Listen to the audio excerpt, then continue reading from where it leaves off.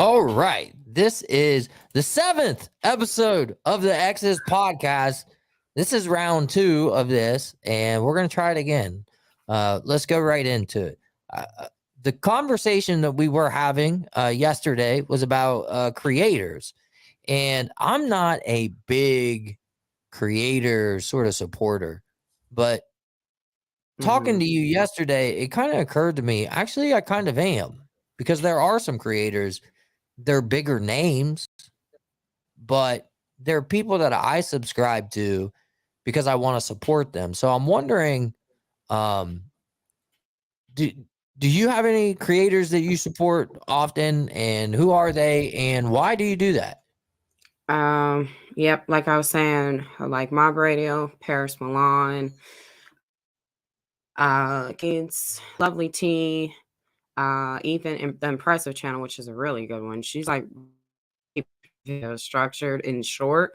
But yeah, like I try to support because I watch their if I engage their content, I feel it is only fair to support the content because it's a job.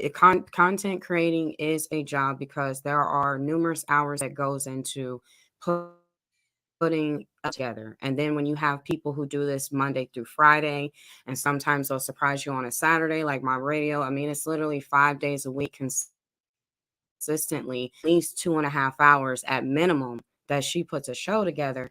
And so I try to be supportive of that because I understand like when we're doing it, like it takes work. Like it's not 5 minutes. You know, you have to gather information, you have to do your research, especially when you're talking about certain things. Like you don't want to just go on, you have a topic and you didn't even research the topic. If it's something like could be controversial or something pretty heavy, like you want to have your facts together. No one wants to get online and start Yeah, just people don't realize like talking. the topics that you and I speak on every week. We have to research them and pick them. And then, like, in addition to that, for me, there's a whole layer of information gathering that I try to do, and I don't always get around to doing as much of it as I would like around those topics in order to try and give people something unique. And Right. but yeah, like I mentioned yesterday that like in love him or hate him, whatever, when I was a kid growing up, Bill O'Reilly was the guy that I listened to every night for the news, and he got in some trouble with Fox News, and he went on his own independent thing, and I started paying for the content, right? Because I appreciated the work that he puts out there, and it's basically just a podcast now. That's all the guy's doing now, but it's enough for me to want to pay for it. So Hi, Krista. She was yeah, speaking in the chat. yeah. But All yeah, right. I agree with you. So So I let's should support our content creators, you guys, because that's we it. enjoy Send it us just as much as stars. you guys do. Yeah, send us stars. We have Cash App. Share the content Yeah, share with your it. friends, cause and like it, because that helps too to get the video distributed on Facebook and other platforms. Liking and engaging it definitely, we appreciate it because we want to hear from you guys too. We don't want to just be the only ones talking on this thing. That's it. So All right, let's get into our intro and let's get at it.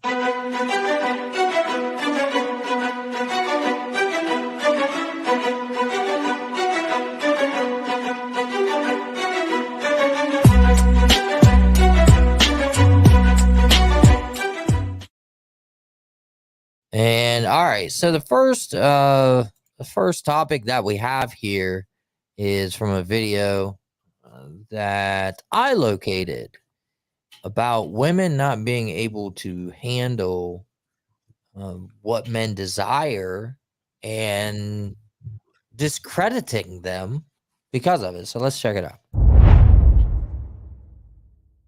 I think women use shaming tactics on men because, simply put, our ego can't handle their truth. Because how it impacts us either makes us less valuable in their eyes, and we don't want to accept that.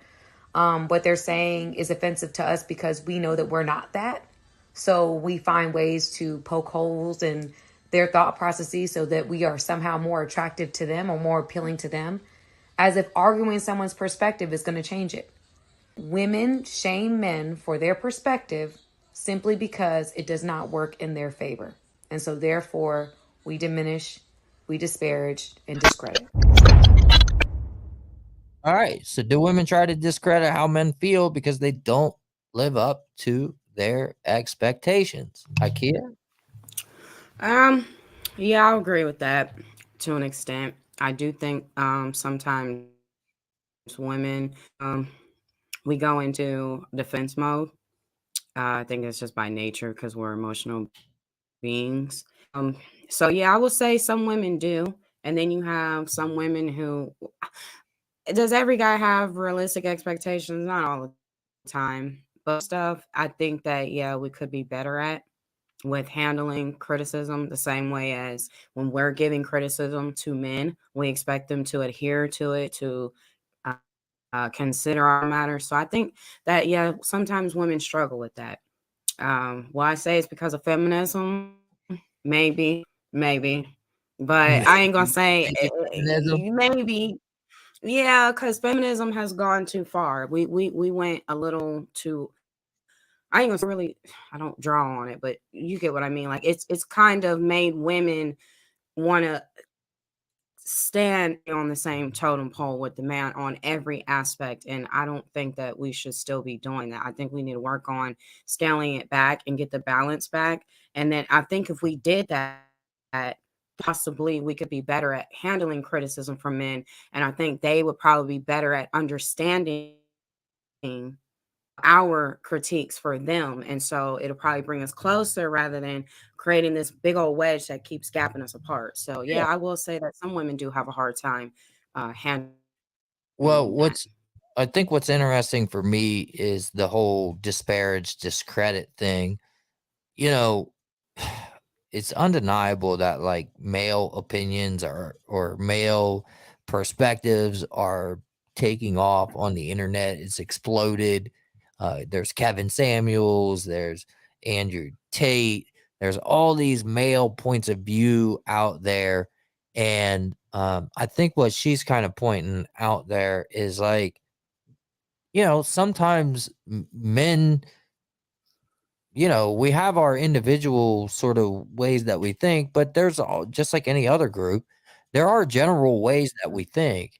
And, uh, you know, unfortunately, instead of taking accountability and trying to adjust behavior, women do tend to try, I think, sometimes to uh, take the high road or virtue signal, or you shouldn't think that way because X, Y, and Z. Well, you can say, and this is kind of what this girl's saying, I think, you can say I shouldn't think this way because of X, Y, and Z. But if I don't buy into X, Y, and Z, then that's not going to change anything because I'm still just going to think the way that I think. It is what it is, Hmm. right?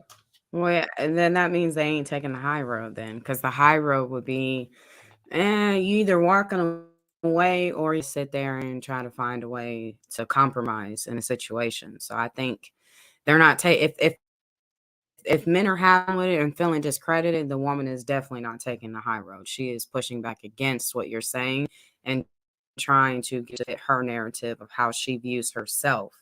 And so, but I think that works both ways though, with both males and females today, especially like I said, a lot of on you have to be careful, but some stuff is unrealistic. But I do think that some of the stuff, yes, you can adhere to it, you can consider it, you can think about it. I think the problem is we've gotten an era where no one wants to be wrong anymore and be okay with being wrong Yeah, that is so and true. to fix it, right? Because being wrong and taking accountability is a strength. It's not a weakness. And I Right, think that's where men and women can get better if we learn to do comes with getting back to balance, right. so Well, Krista says some women, I think she means emasculate hmm the men at times. yep.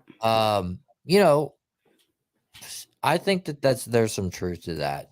We were talking think it was last week, one of these shows that we did, there was the whole debate about stay-at-home dads, right? And it's like, I think the point that some people are missing, the point that you and I were trying to make in this was that when you say men are the builders of the communities, we're literally the builders of the community, right? When you talk about Mhm. plumbers and you talk about laying the concrete and laying the foundations, you talk about the carpentry, putting the roofs on, all of the things that need built in this world are primarily built by men. And that's not to say that women can't engage those professions or do those things. It's just they still 9 times out of 10, if a woman's on a crew, construction crew, there's one woman and 9 men, right? She's one Mhm. out of 10 people. You need men out there building the world. Women, if men all of a sudden just all started staying at home and all we were left with in the world was women in the workforce, we're going to be in a lot of trouble. And that's nothing against women. It's just saying naturally women are better at certain things and naturally men are better at certain things. You don't want a whole oil, a whole oil operation uh, drill and everything ran by all women. Like, I mean, could it be done? Yeah, it probably could, but is it going to be as efficient as it would be if you had men there? No. Yeah, the women. Here's the thing with women. We are the oriented, right? Like we're the ones that's going to pay attention to the detail, whereas the man is going to look at something for a couple of seconds, like, "Oh, okay, I got this." Whereas the woman's like, "Well, wait, here it says do this," and the guy is like ignoring, like, I'm the man here. We're those macho. Let's go do this, and then the tree ends up falling on his leg. It's like, well, see, I tried to tell you, but you see, that's where the woman comes in. It's like look at that before you just go hammering that nail in there, so Mhm.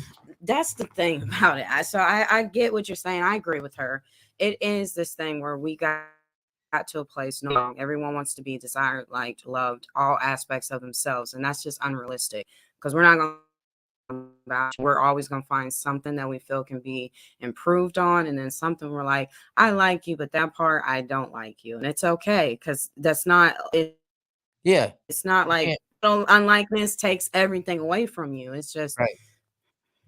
Yeah, yeah. no, you're So right. Not everybody, there's nobody out there that's going to be 100% perfect. And, everybody under the right angle, under the under the right lighting, under a certain mhm, shadow or whatever, mhm. they're not going to look to you the same way that they would, you know, um, all the time. Like all of us have bad angles. We all have bad parts to us. It's just life. So Yeah, I think well you think what? no, I was gonna say I was gonna say what I always Milagro say all the time is you can find a bad picture of anybody. It's about Yeah. finding your angles.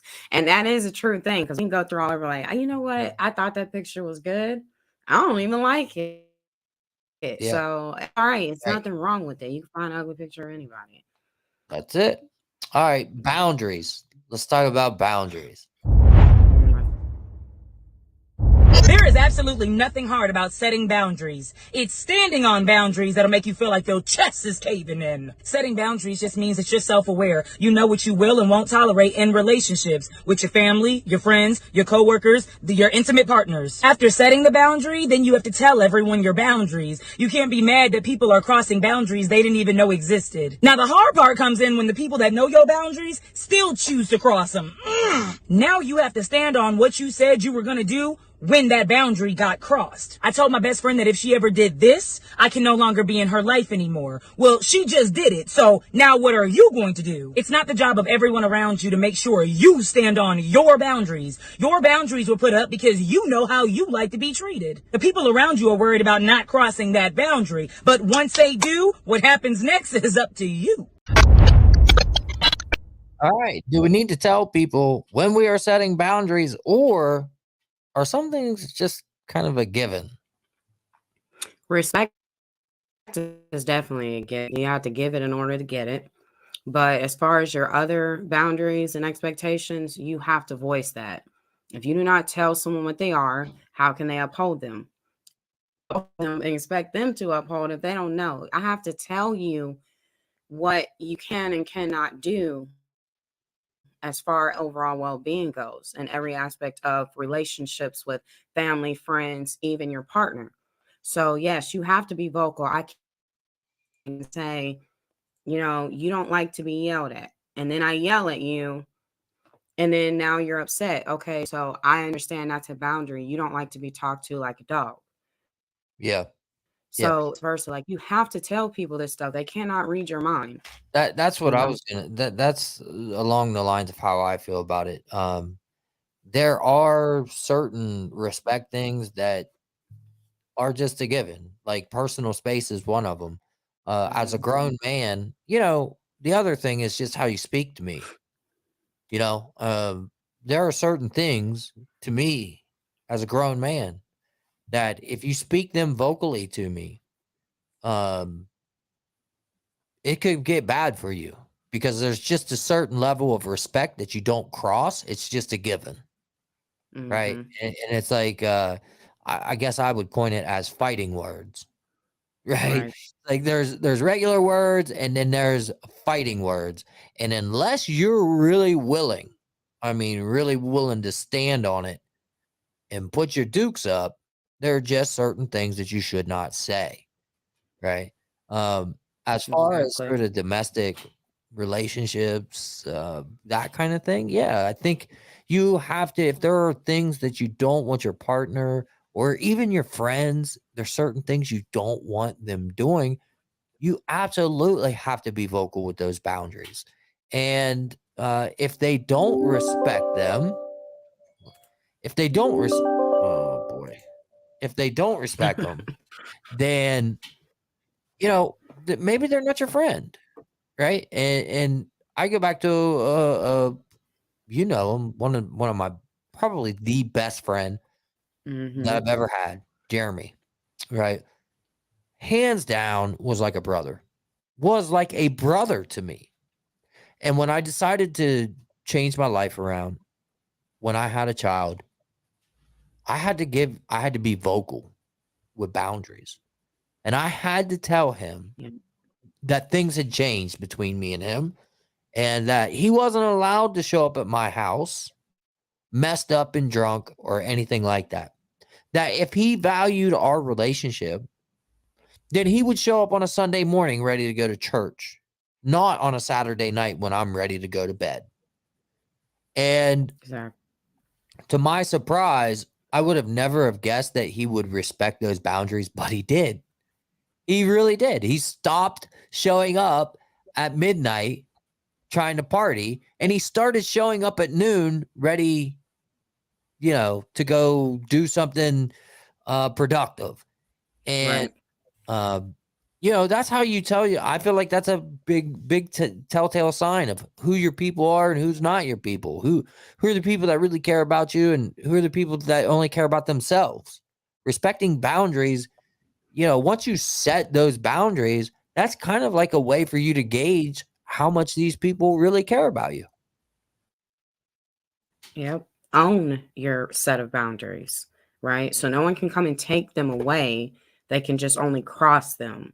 And so it should never be a hard thing, like, to just say that, like, this is what I need from you, you. So whatever purpose you are in my life, friend, family, because even with family, we got to have boundaries with family.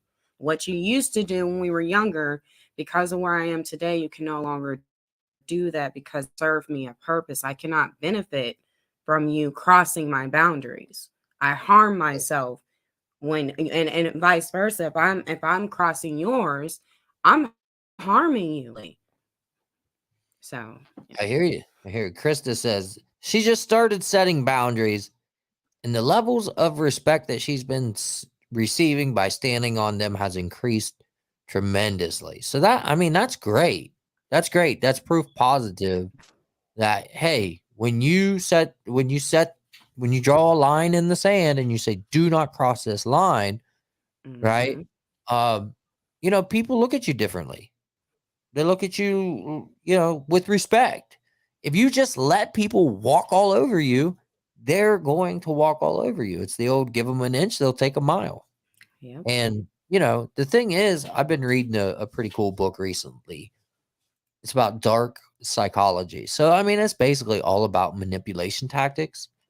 And Yep. one of the cool things about it that I've learned is like that lying and manipulation are almost synonymous. The Mhm. one thing that separates lying and manipulation is that manipulation is lying in order to pull at your emotions. So there's an emotional element to manipulation. So I'll say something to you in order to draw at your emotions, right? And uh pretty wild stuff. When you sense somebody is manipulating you and your emotions, that's when you need to set boundaries. Absolutely. That's and that's a good way to tell. It's like it's one thing if I just kind of tell a lie or whatever, and it doesn't Mhm. really hurt anybody or whatever. But if I'm purposely saying things, misleading things, and they're very subtle, but they're very in your face and they're painful to your emotions, that's red flag, huge red flag that this is manipulation. Absolutely. And Yeah. again, it affects your health when you do not stand on your boundaries. Don't set what you're not willing to hold up. Don't tell anyone what you're not willing to hold up, because then it's a waste of time. And again, the person who doesn't have the boundaries and does not have the standards gets hurt the most. Right on. So, yeah, it's just something you have to do. That's just a part of life. You have to add that in. That's it. I mean, the girl's right. It seems like you like her content quite a bit. You've picked out some of her topics a couple times. She's from the Tonight's Conversation. It's a very Oh, popular. I okay. don't want to call it a podcast. It's a very like they have some pretty interesting conversations. I don't agree with everything that every person on there says, but this is from her personal TikTok page though. So, but Right. 'cause she has her own. But her name is Keita Rose, by the way. If anyone wants Yeah. to find her on TikTok. You send her any money? No, because I always just see her on TikTok. Now every once in a while I catch a video, when you're You send her sliding, gifts? or never catch her live on there. So Yeah. I miss it Right. on TikTok, So when I do, I probably will, but I Yeah. just never catch her. It's just her videos. All right, so we're gonna talk about this is a fun topic for me. I'm really excited about this one. Being a dad, this is right down my aisle. Coddling children. What are the consequences of coddling children? Let's check it out. Studies have shown us that as early as the age of 18 months, a masculine son begins to pull away naturally from his mother and begin to seek masculine guidance. It's true. So from the earliest ages, masculine young men are seeking masculine energies to emulate and to leverage as an example. And so young boys, young men must be challenged. And how can young men be challenged the easiest? Is begin to bestow on them responsibility. Begin to challenge them with ways in which to win, to be competitive, to seek solutions and fix problems. Give them opportunities to find resolution. For if young men do not find challenge early in their development, they will become accustomed to being taken care of, not taken care for. Right. Is coddling your son strip him of his natural inclination to be masculine? So, what do you think? I was gonna let you go first since you're a Okay. guy. You Yeah. have two So, sons. that's great. So, there's a pretty popular term that women use nowadays to describe a certain type of boy. Uh, we're trying to be sponsor friendly here on this podcast, so I won't use the word, but it starts with an F and it ends with a K, and then it's a boy, right? This is how you make them. Starts with an F, K, boy. Oh, okay. I thought you were gonna say Yeah. sad. Yeah, again, Hey, I was like, trying to be sponsor friendly here, but this is how you create those kind of men, right? This is how you create men that are dependent upon women, right, to feed them, to provide for the household, to do everything for them. If you don't give your children responsibility, then you're setting them up for failure for their entire life. And what's going to happen when you're out of the picture? And I think the thing for me is that I think all human beings, not just boys, but all of us, we all need some struggle and strife through our childhood. We can't be completely isolated from the struggles of the world. And Jordan Peterson is one of my very favorite creators. And he was a clinical psychologist, I think, one of the best minds in psychology, period. And when he practiced, you know, clinical psychology, actual clients and patients, he said that his worst cases, the absolute worst cases that he had were people that had been sheltered their whole life. It wasn't people that had a bunch of trauma that needed to fix their trauma. It was people that had been coddled through their whole childhood and never had to take care of themselves. And now they had grew fearful of the entire world. They had grew fearful of struggle and strife. And so I think we need some scars to toughen us up. And I'll just add and then I'll let you go for it. But I just personally I try to instill a sense of achievement in my children because I know my own experience has been my most proud moments in life. When I look back at my life up to this point and I look at the moments that I am most proud of, it's when I achieved something that took me a lot of hard work, a lot of grit, a lot of overcoming obstacles. That's the chocolate of life. Accomplishment is the sweet spot of life. When you feel like the victor, right? When you feel like you've accomplished and achieved something, life doesn't get better than that. right. And if you just do everything for your children, you're really robbing them of the opportunity to have that out of life, right? Yep. You had them. I guess saying is like, okay, they'll say boys will be boys. Um, and we use that. I think you see people use that with their sons is when like they're talking about girls or they do something that some people would find humorous or other would find it's inappropriate. But what boggles me is when they don't do that when they're raising their sons. Like in certain instances, you boys will be boys, they're gonna get hurt if you're coddling them, if you're doing everything for them, you're not teaching their minimum things that they need to add to their masculinity, they're stripping them of their masculinity. And we're seeing that now because the women are taking the blame for a lot of this stuff. And it's a conversation being had as of lately across social media where some of the men are coming and they're blaming their mothers for their failures in life. Their reasons for going to jail, making bad decisions. And some of it I can understand. Like that thing where you say, well, I done the best I can is not always the best that could have been made because you're dealing with situations like this. And so, but what I'm not hearing is ability.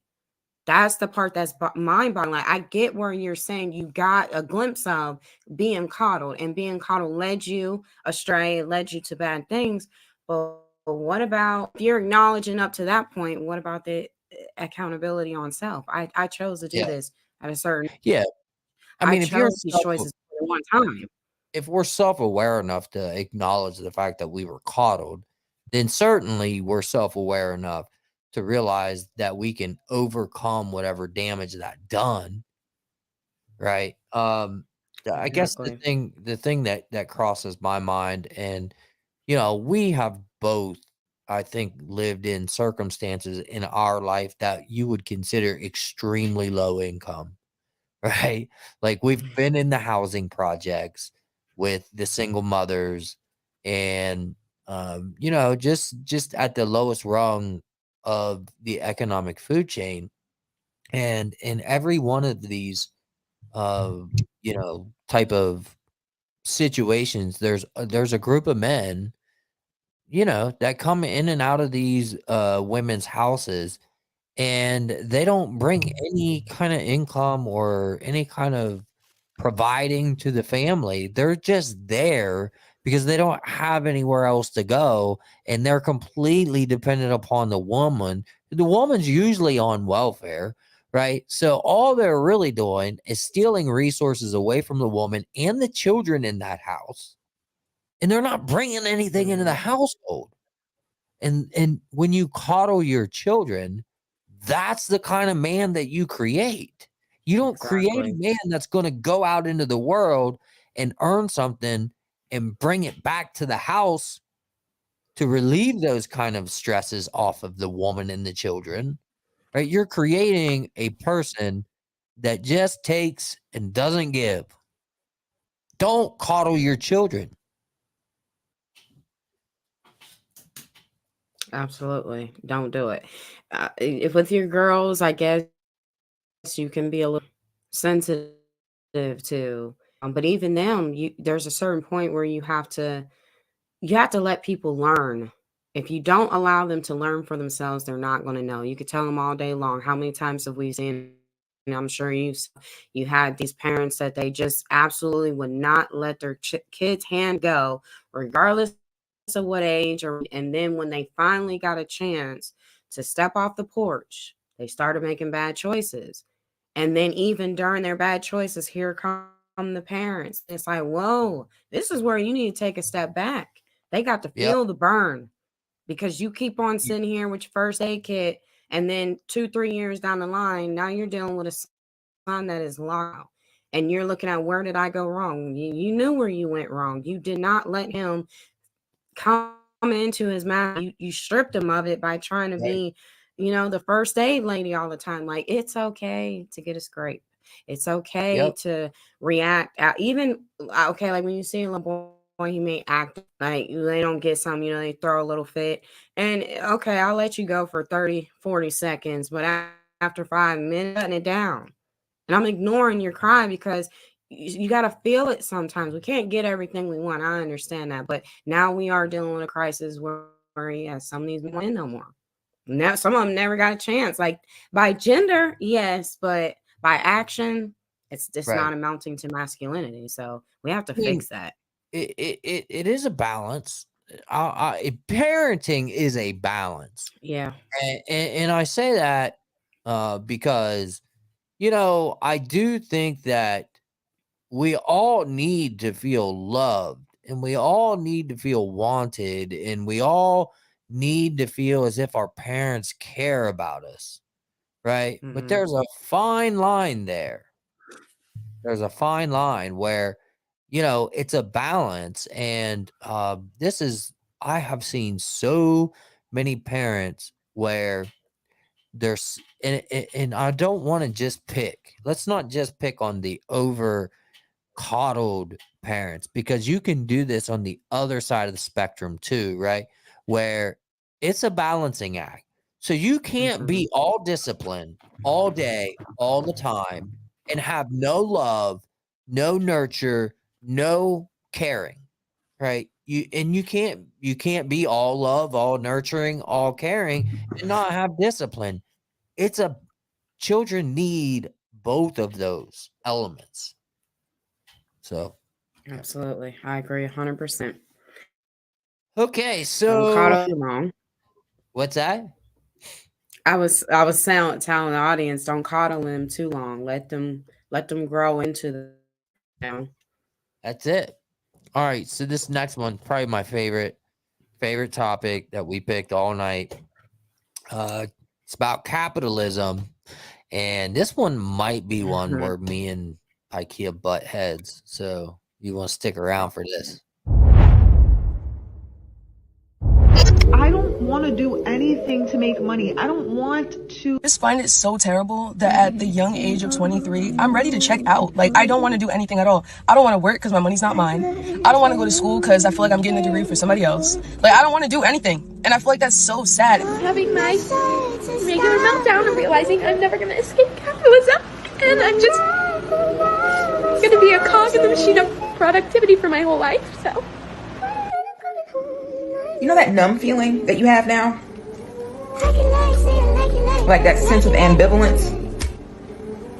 Like you're kind of just going through emotions. In the world. And pretending like this is just life. Like, I was at work today and I said, I can't believe that our parents and our grandparents and everybody else before them worked and go to every work day of their life for the rest of our lives. Same monotonous, 5 boring days a week. 40 plus hours a 2 week weeks of just to vacation. retire at the ripe age of what, 60, 65, 70, where they literally can't enjoy the money that they have made. All right, are people getting more lazy, or do we have a systemic problem in capital? Yeah, so you can try and give us a call. We've been a little bit choppy this episode, but if you want to join this conversation, we will try to answer the line. So, all right, IKEA, go ahead, give me your boohoo story. My boohoo story now. I'm just going to come at you the way that needs to be come at. Come on.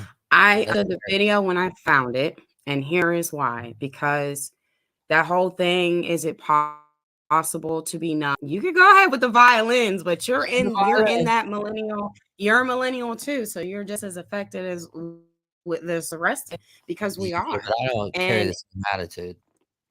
No, it's not the same attitude, but I said we do have to have an understanding of why some of these people are feeling like what, right? Because when we were younger, wasn't it about 60? We were here and you could retire and live in your golden years and you know, do what you need to do. And then we got a little bit older.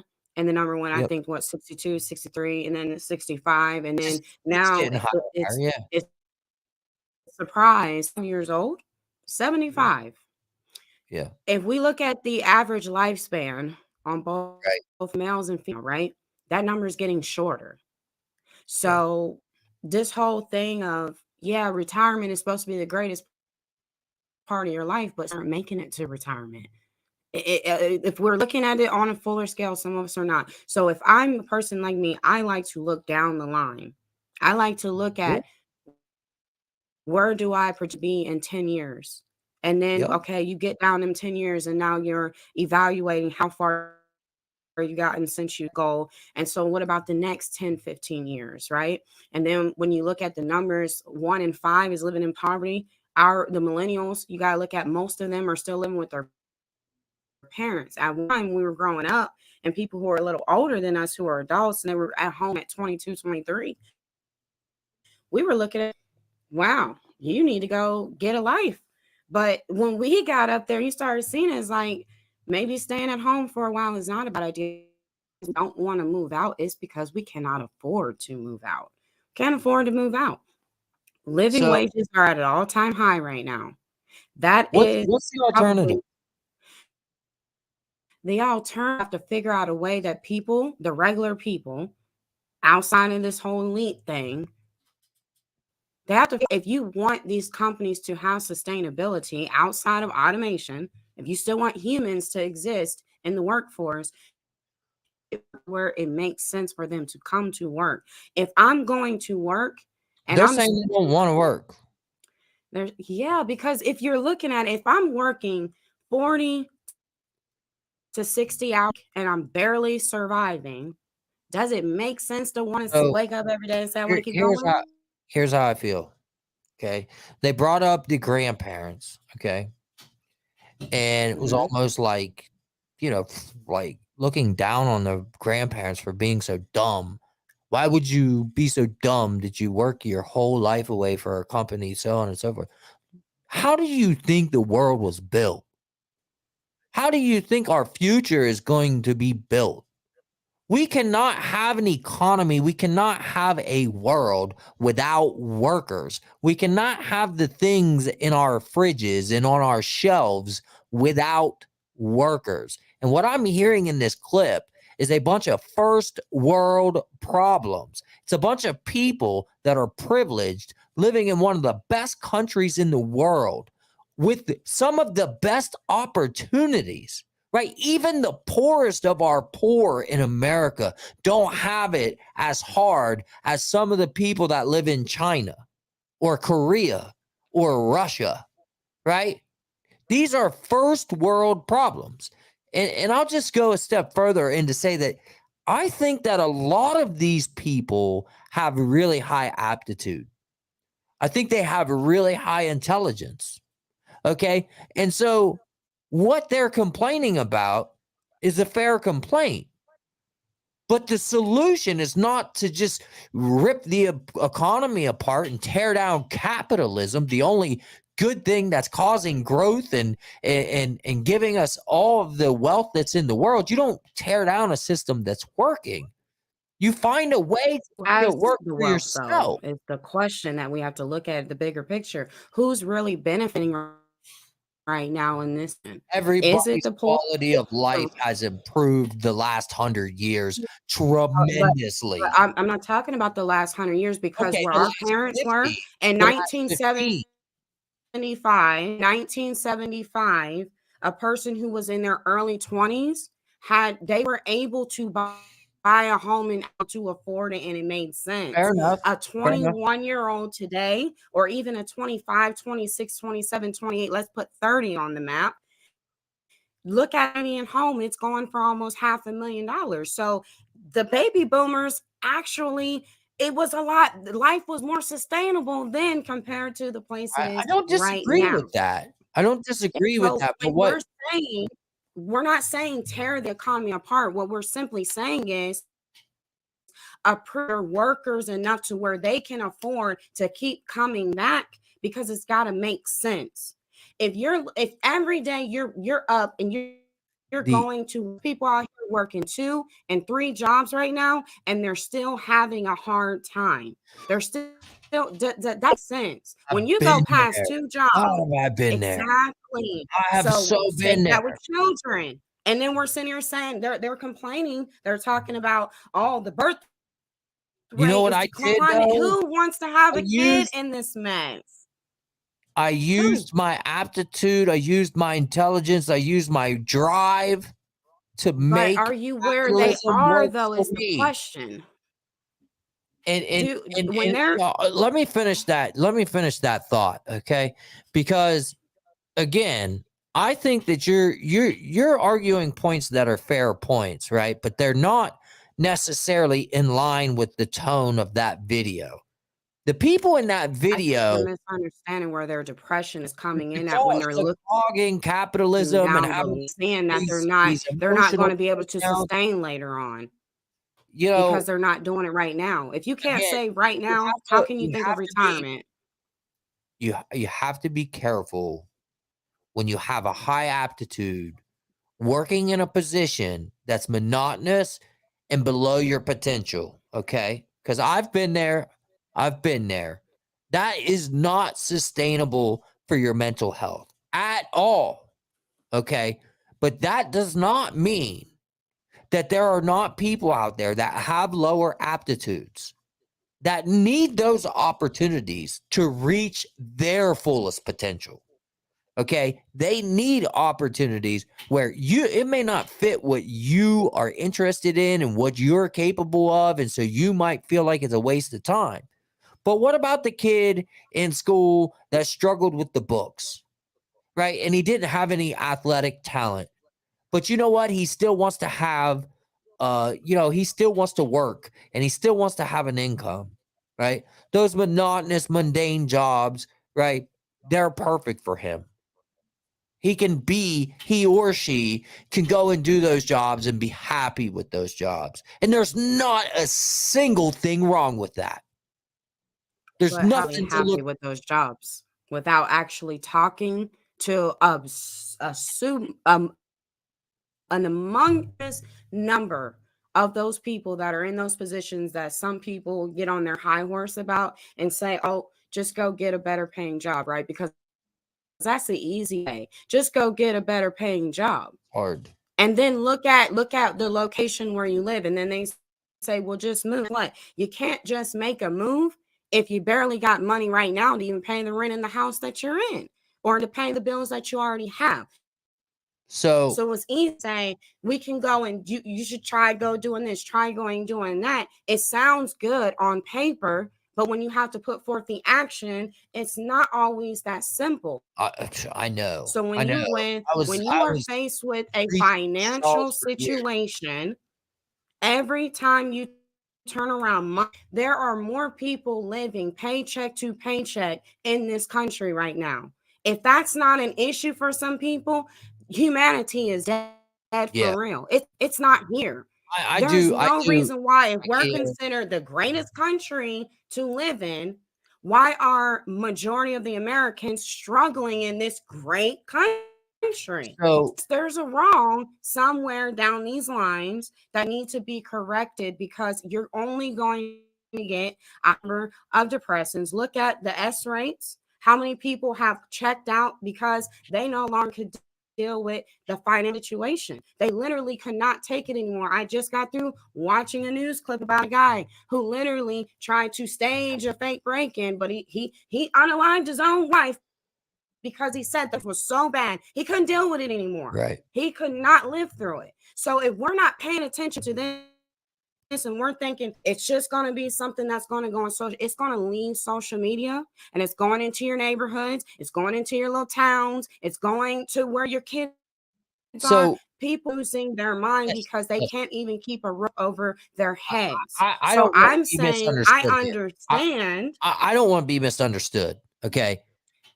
I'm saying it's in that we give America too much credit sometimes when they're not doing enough for their own people. Here's the thing that bothers me. Okay. It's the blaming of capitalism.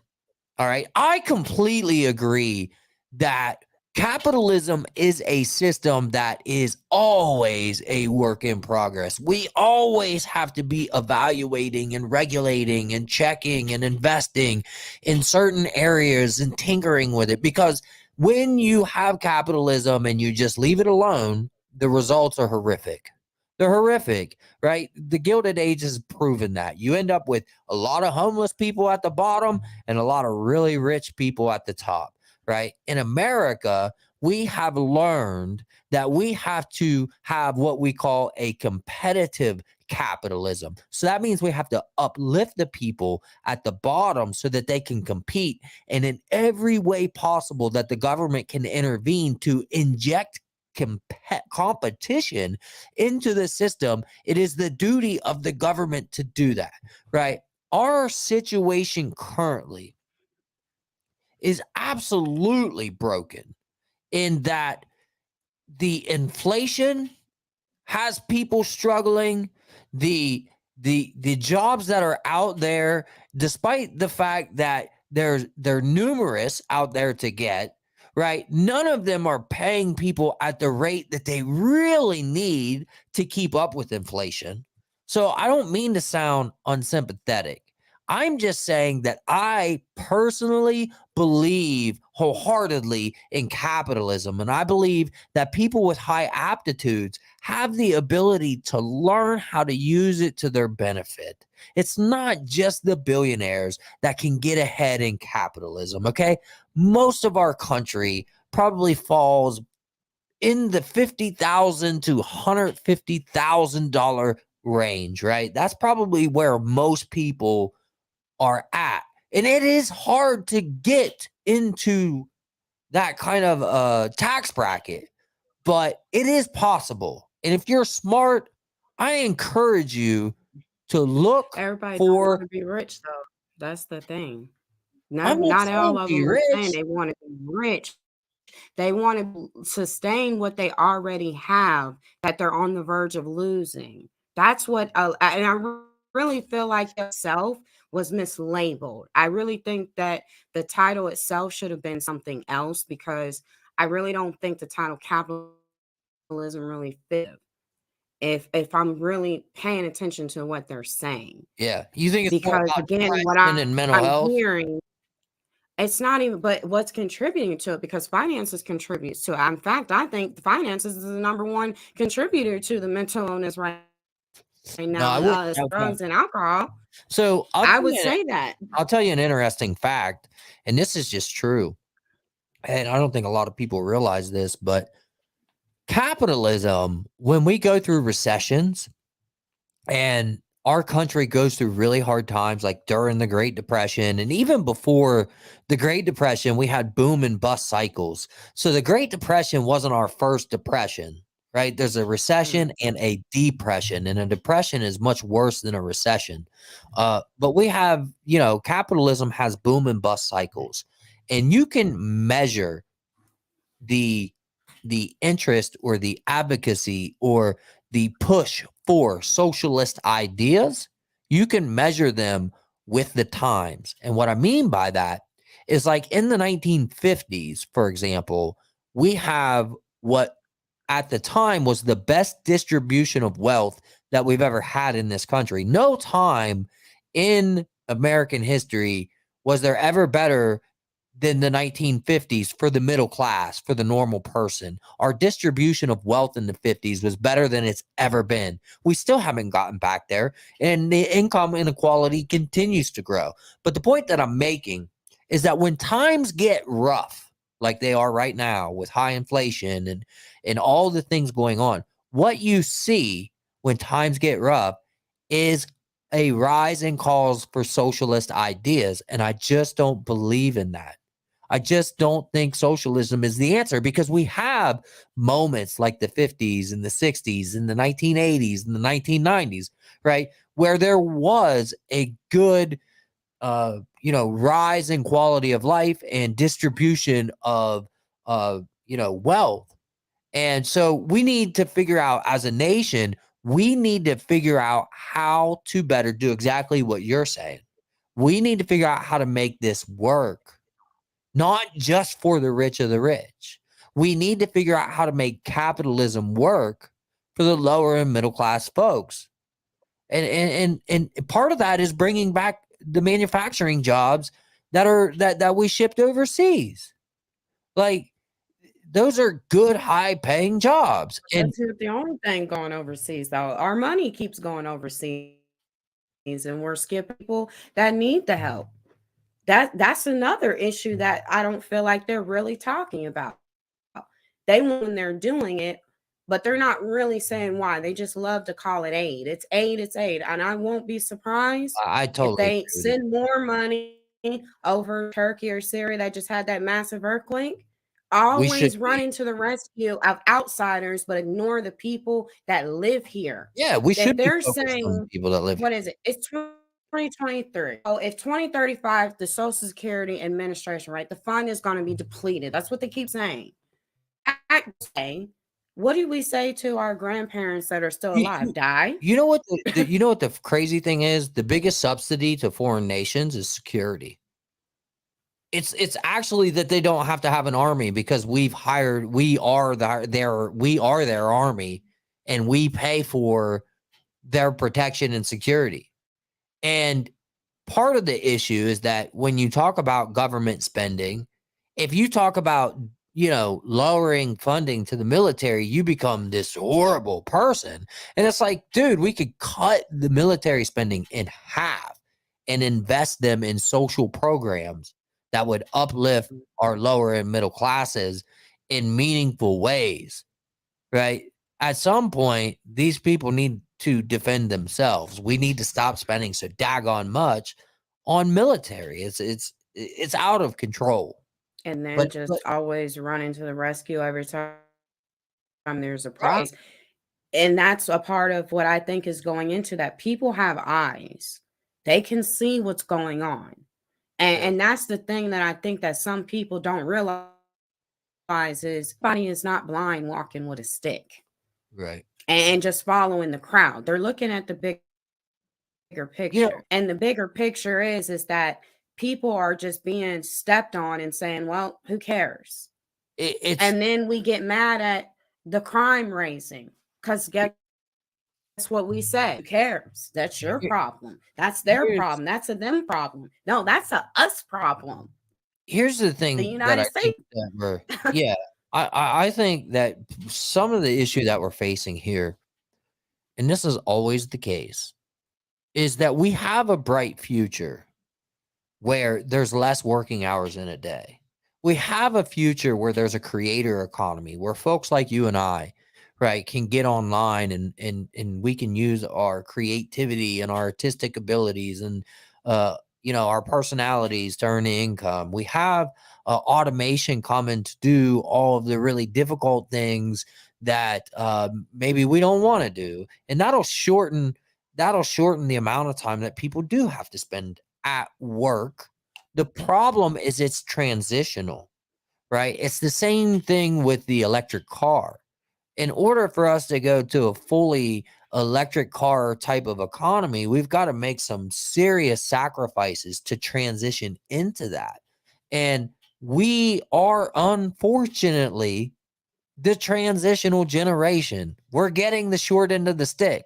Our children will reap the rewards of our suffering with lower working days and better benefits. But we just happen to be poor. But we don't really have proof of that. They can project it all day long. They projected that we would get back to a place where life was sustainable, and we haven't gotten there yet.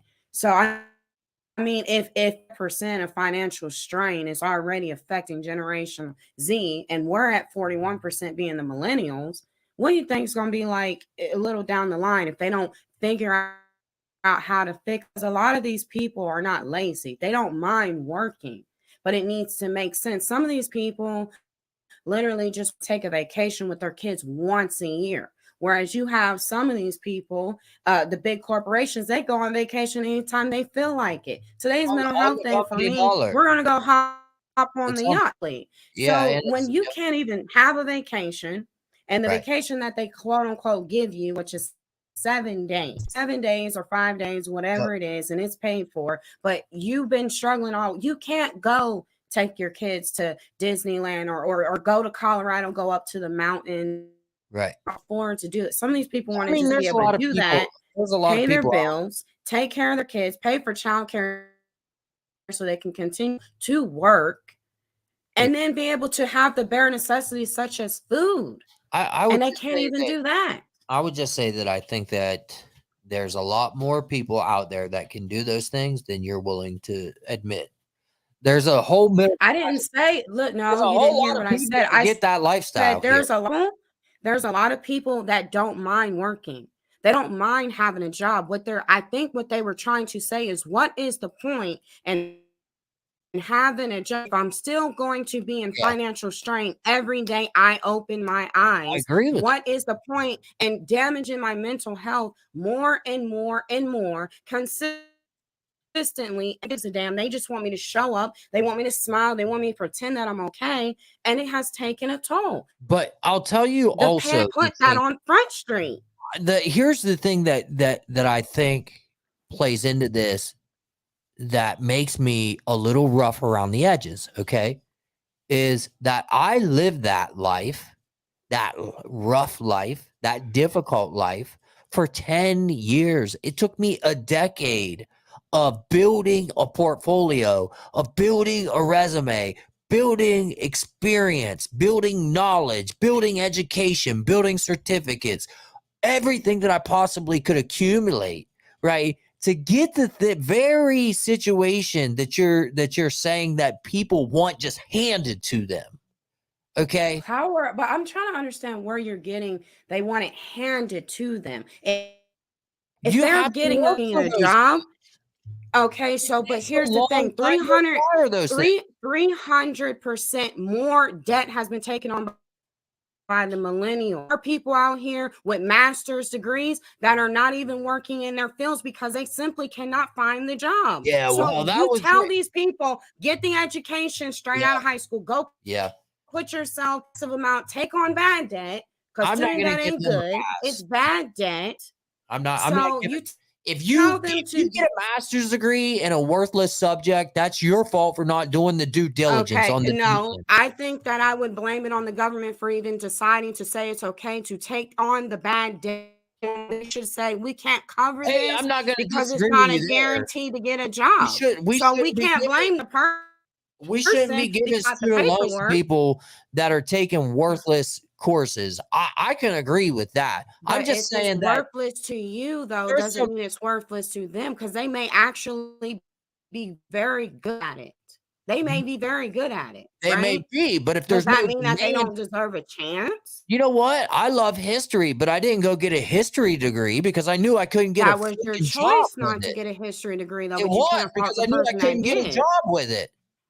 You couldn't get a teaching job? I knew I didn't want it. I wanted more than A a teaching teaching job. job? No, I'm saying, Being a teacher do you is even easier. A teaching do job you, is easier going to do school you getting even that. okay, history, even if you get a history degree, yeah, you can be a history teacher, but you know how crowded that market is to be a history teacher?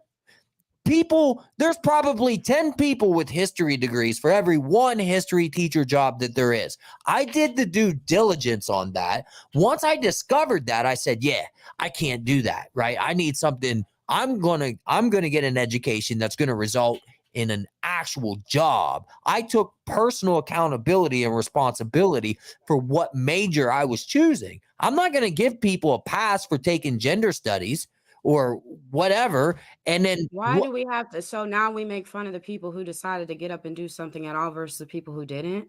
See, that's what makes these people not it's want to not seek an education it's not that I'm making fun of and them. would I'm make just saying under the don't be surprised microscope when there's and say, why even go through all I'm this, saying learn all this crap that we're never going I'm saying to if use you in real know life? that None of us are using it.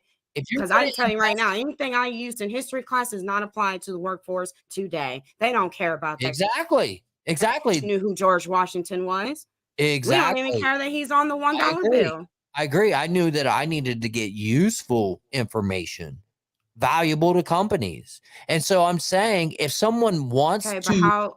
listen, if somebody wants to pursue a major out of love for that discipline, go for it.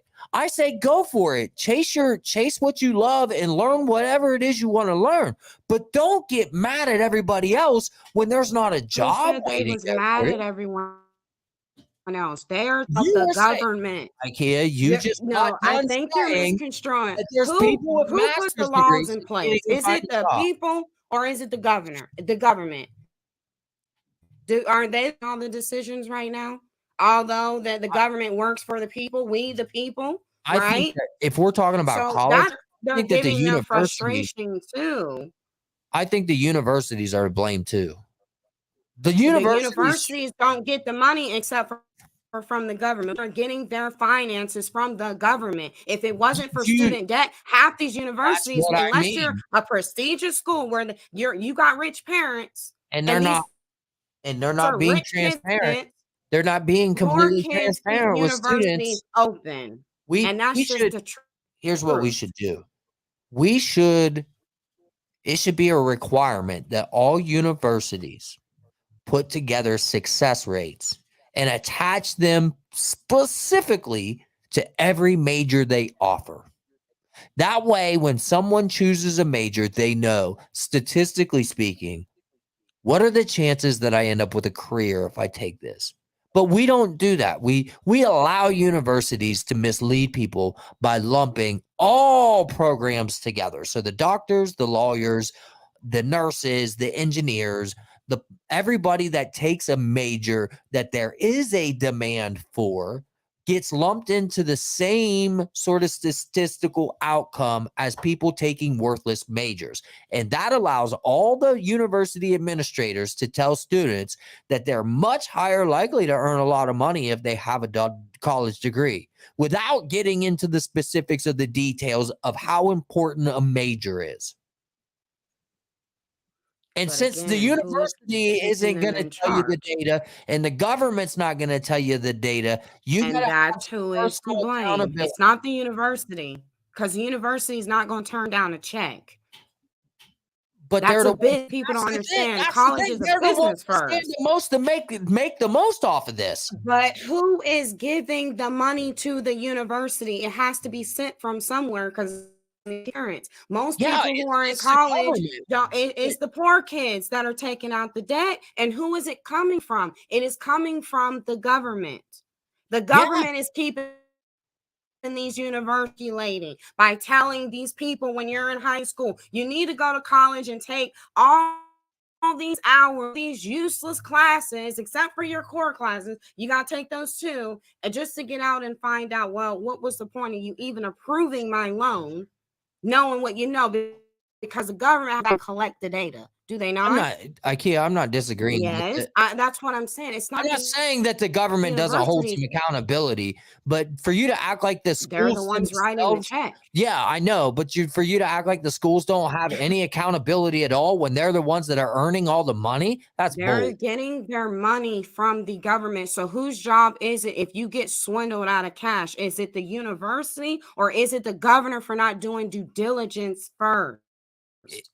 I On their due blame it diligence on with the them all. PPP I blame it fraud, on all. and that came I from blame it on whom? The I government. blame it on the person that's not doing the research They on the know what they're major. doing. I blame it on the university for offering the daggone major that doesn't work to You have to begin with. blame the And person I that blame it writes on the the check, not government for writing the the check for it cashier. to happen. I blame it on all of them.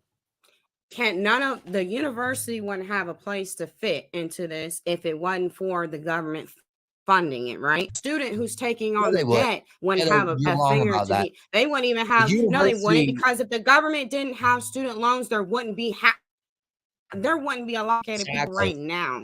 They'd still So exist therefore, though. who do They you would blame? The just be person that serving cashes the it or man. the person that wrote it to the person who they wanted to cash the check? The God these people to take on this type of debt, so they're not going to change it. So who do you fault? The youth for continuing to circulate, or do you blame the government for not stopping them? I told you, I blame everybody. You can only blame the person at the top the money No, to do I so. blame everybody that's involved. You can't blame the person who received the loan to go to school when Sure they I have no can. control Sure I can. over what is allowed to be taken. If you give me 3 pages and say you can pick any one of these to get a degree out of, and the government is going to pay for it, Yeah. and you got a promissory You note pick saying the you're going to pay crappy back one. the debt, And it's the government. You give the government too much credit sometimes. You really do. no, I'm saying they're to blame Yeah, too. you do. No, I'm saying they're They're to blame too. I just don't accountable put because they can really stop it, but they choose not to because bad debt is good for them. It's just bad for yeah. us. I don't And that's what the disagree. real thing is. They want us to hold more bad debt than good debt. That's why it's so easy to get a car loan and a student loan, home loan and a business loan. Oh, you're at a Oh yeah. disadvantage. I know it's crazy. That's why they need you to have this Good amount of point. debt. It's a really good point, IKEA. I'm not gonna lie. That's a really good point. Why is it so flipping Because easy? that is what Get they're a because that's what they want you crappy to student do. loan, but you know, to get a house loan or to get a business loan or to you know, you got to bend over backwards. It's a good point.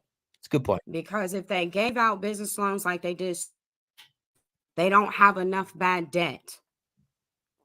That's why they don't give you business loans and home loans so easily, because that turns into good debt for you. Yeah. Not when you have a business loan, now you've got leverage. Now you can do what some of those Assets. people do. Yeah, exactly. You get these tax, you get these write-offs, you get these advantages, this funding. If they gave it to everybody, Yeah. how would the world look? Oh, capitalism would be dead. Yeah. So that's some of the stuff is set in place for people to fail. But who do you blame? The person that let it go on in the first place? Or do you blame the person who simply looked at and said, I want to be something in life, and they took a chance on themselves and they got up and they went every single day, walked across that stage only to find out I can't even employ you because there's nothing for you. So I think that as a part, and you know, we can argue till we're blue in the face, but I think personally, I try to do this a lot. When I look at myself in the mirror and I ask myself, what can I do to aid? How can I help? the easiest, lowest hanging fruit is for me, and I have done this, and I'll continue to do this, is to encourage people to be highly selective about what program they decide to enroll in. Because the chances that I'm going to get the government to change anything that they do is slim to none. But I can change one person at a time. I can forewarn one person at a time of the risk of choosing a major that isn't in demand economically. So that's what I do. That's my approach to it. But what about passion in life? Because then it just comes down to just make it about the money, not about passion in life. Is not about that paper money, because paper money is not real. So that's where we lose people at them.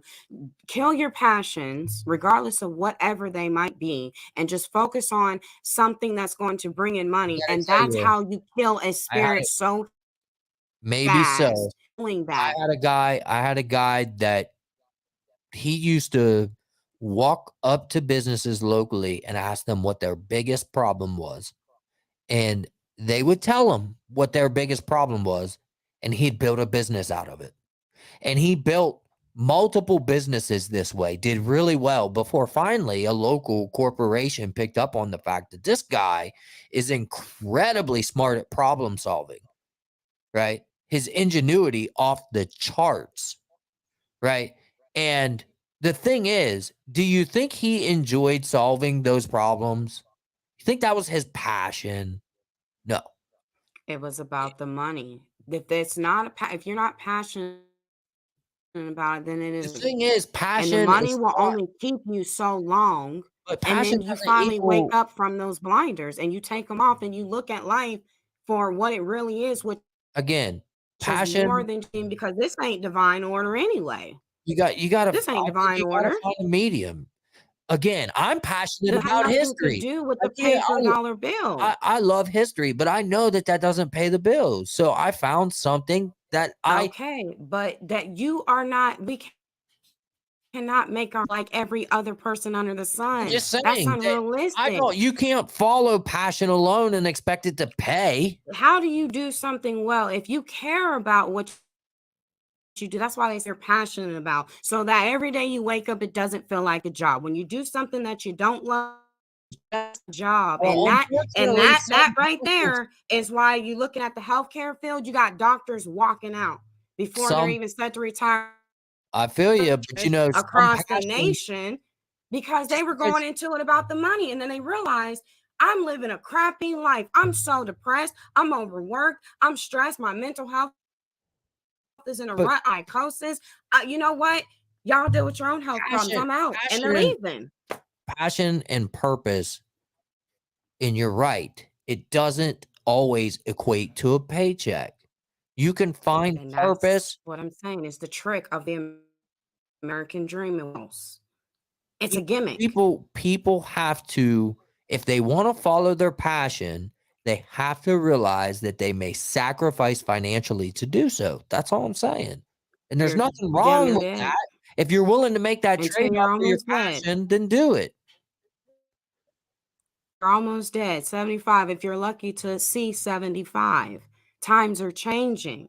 Everything around us is bad for us. Every time you turn around, something some people that we're ingesting. Yeah. I hear you. So how do we know? How can we say, oh, that's the ultimate sacrifice? But oh, by the way, millennials, if the millennials are going to be 75, how old is Generation Z going to be? Yeah. There ain't going to be a So if I'm seeing the bigger picture, there's no retirement. Why put all my eggs in one basket with these jobs? Why do it? Well, see, and to your credit, if is their thing, then let them have it. To your credit, you have a high aptitude, and you're trying to sacrifice in the short term, right, in order to reap a higher reward in the long term. And this goes back to that clip where I get a little frustrated when I see people that I feel like are not willing to sacrifice in the short term to reap higher rewards in the long term. I've had to do that. I want my mother to. Right now, there's no that there is going to be a higher reward down the road. That's the You thing. know, Some of these people you are are looking persistent. at the It's called country. IKEA. If you refuse to fail, eventually you will succeed. Yeah, but again, we give this country too much credit. Some if you're here, you can make it. You can make it. You can make it. You can make it. There are people even in the baby boomer era Yeah. who went through the same thing, and don't look at where they're disagree. at right now. And Hey, they're sitting there. I really got I have sucked into this matrix. IKEA, I have the privilege of waking up every day of my life and trying to make the system better. So I am not disagreeing with you in saying that it's perfect how it is, right? We absolutely need to be proactive. We need to evolve. Mhm. We need to change, and we need to make things easier. I don't disagree with that. I don't. So, good debate. I mean, yeah. I'm just saying that I think that people at life differently now. And I think that pandemic woke a lot of people up about Sure. life and the purpose of life. And it's not this matrix. I'm the eternal That's what optimist. we're at. I think that They we are. literally are looking at it. It's not about this dollar bill. Even when you're following nothing to do with money, nothing to do with money. In fact, it told you the opposite and what the money was going to do. And it's showing that. Yeah. At time where it's showing the damage that has been done, how it is affecting the people. You got some of the most selfish people in the world now because of that fake paper. Yeah. A lot of people And make the result, bandits. Yeah. we literally are doing. You've got people that come, they got some family over here and they visit, but they'll sit up there and say, I will never live in there. I'll never live here because of certain things that I just don't understand how you gonna do it. So yeah, they may have a shorter end of the stick on certain things, but I mean, if you feel like your life is more purposeful though, your mental health is not shaken up and around. And then when you do tell someone that the first thing they want to do is try to get you to go down the big farmer, I'll shove your throat. You'll be all right after that. You know what I mean? So when you're looking at it like I'm looking at, I just see I have tunnel vision. Yeah. And I see it for what it's doing people. And it's costing these younger ones to where our parents, some parents ain't gonna have no choice but to hope they can afford a nursing home because their kids ain't gonna be here. And it's sad to say, but it's true. Some of these children they had that are grown around my age will not be able to take care of their parents when they get older because they're not going to be here because they're getting tired. Their spirits are drained. So I empathize with that command. And that's what I'm telling people. When you push back against this matrix, you see it for what it really is. And you feel you really see it. And that's why I advise people, please get in tune with your spirituality because you'll see this is a trick. And you getting upset and you got to live through it. It makes it I am going to say that. But I literally will just tell people, yes, I am empathetic. I have enough empathy for people who are dealing with things in their head. I can't tell nobody their pain. I can't tell nobody their feelings.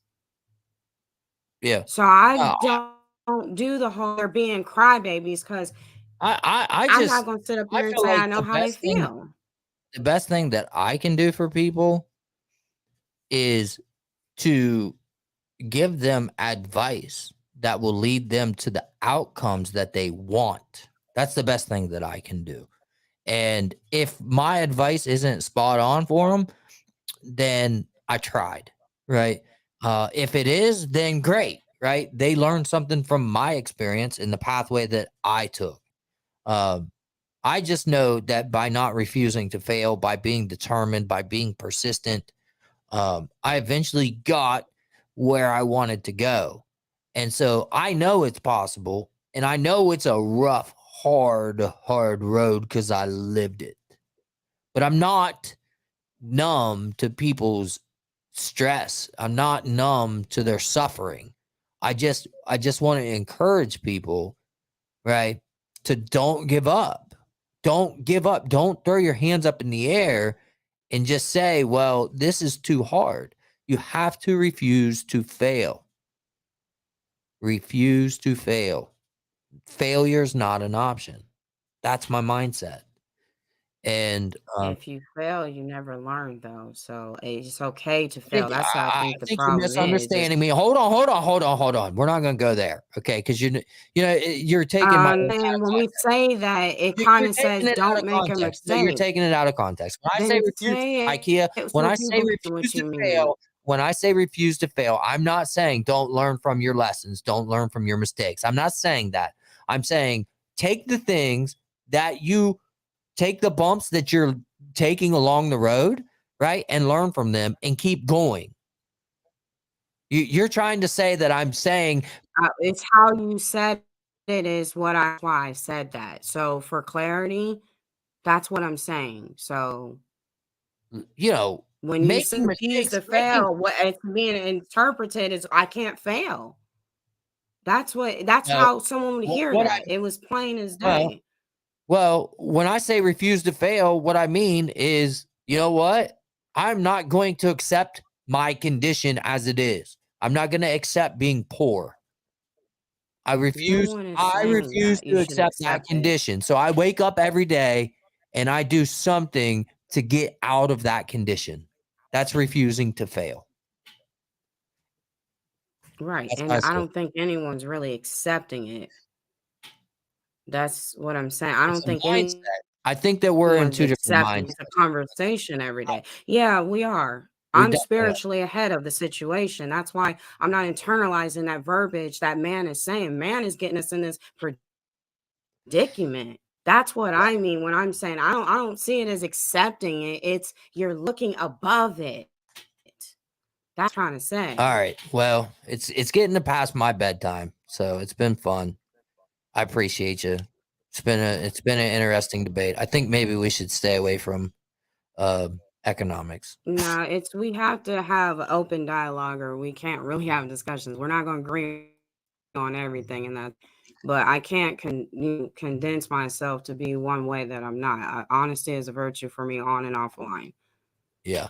All right. Well, hopefully next weekend we get the technological issues straightened out. I think you're pretty choppy through the episode, pretty much throughout the whole thing. It's got to be something on that end because I'm literally wired the same way every single time, and I don't. Yeah, I I know what know it I could have. be.